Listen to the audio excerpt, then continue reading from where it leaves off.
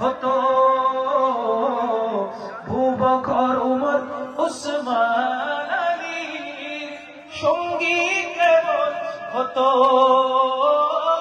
দুনয়নে রাসূল পাক দেখিলে কেমন হতো, দুনয়নে রাসূল পাক দেখিলে কেমন হতো,